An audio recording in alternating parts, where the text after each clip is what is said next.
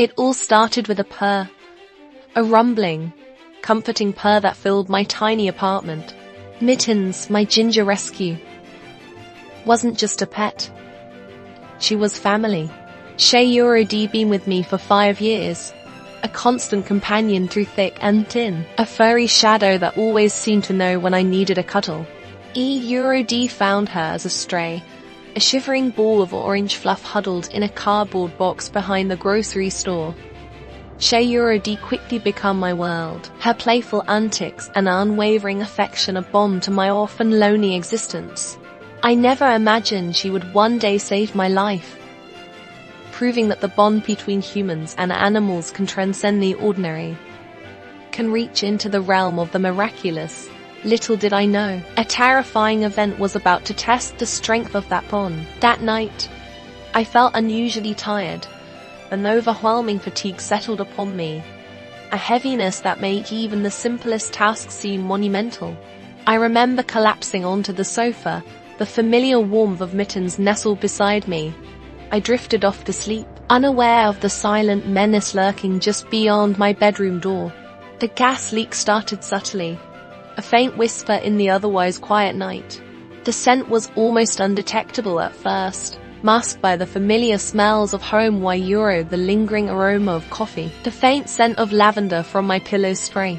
But as the hours passed, the gas began to build, slowly creeping into the air, filling my small apartment with an invisible killer. The insidious nature of carbon monoxide poisoning is its deceptiveness.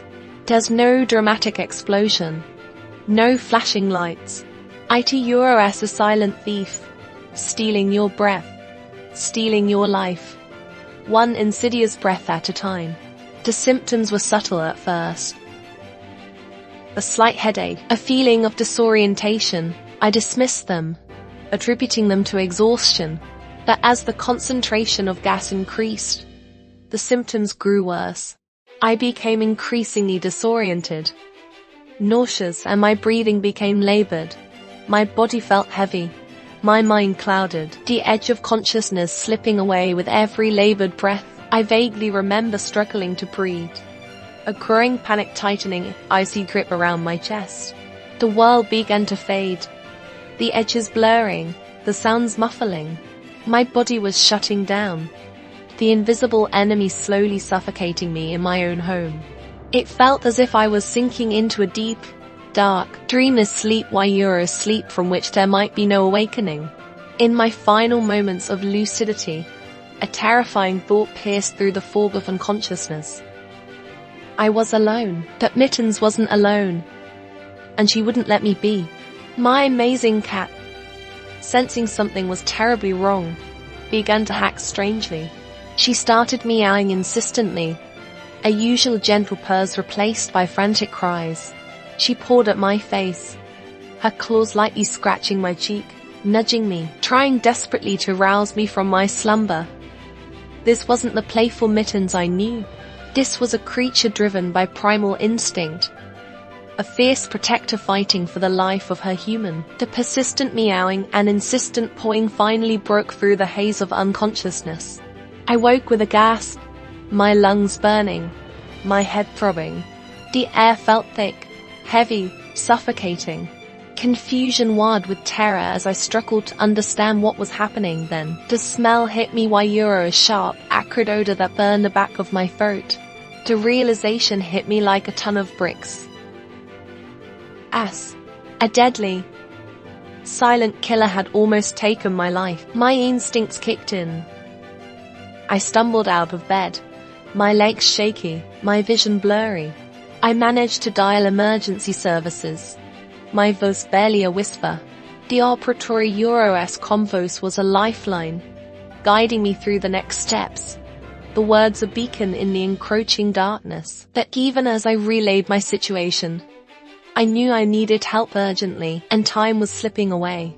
Mittens, sensing my continued distress, continued her frantic meows, her eyes wide with worrying. The paramedics arrived swiftly, their presence a welcome wave of relief in a suffocating atmosphere.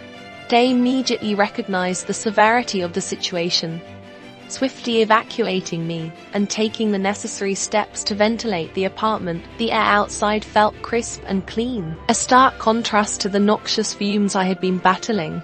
I was rushed to the hospital, where I received oxygen and treatment for carbon monoxide poisoning. The doctors were amazed by my survival, explaining that I had been incredibly close to death.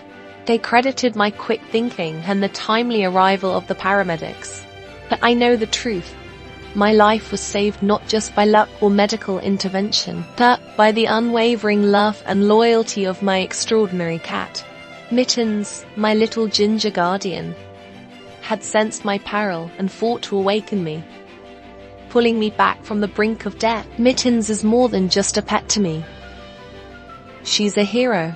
She's a testament to the incredible bond between humans and animals, a reminder that sometimes our furry friends are capable of extraordinary acts of love and courage. This experience changed my life profoundly. It reinforced the power of the human-animal bond, and it taught me the true meaning of unconditional love and unwavering loyalty.